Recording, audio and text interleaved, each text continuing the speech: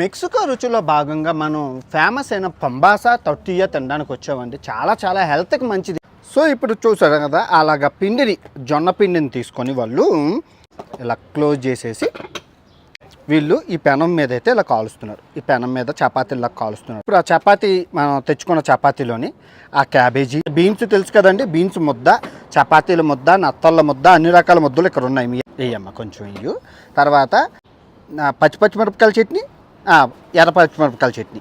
వీళ్ళ కారం చాలా ఎక్కువ తింటారు మన ఇండియాలాగా. పికాంత మూచో మనలాగే. కేసు ఆనియన్ పొక్కితో ఆనియన్ అయితే మనకి నోరు నుంచే ఇది వచ్చేసింది. ఎలా ఉందో రుచి చూసి చెప్తాను. సూపర్ ఉంది.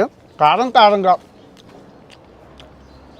గొప్ప కారం ఉంది. మనమే కారం అనుకుంటే మనకు బాబులు కారం, ఎందుకంటే పచ్చిమిరపకాయ పుట్టింది ఇక్కడే కదా.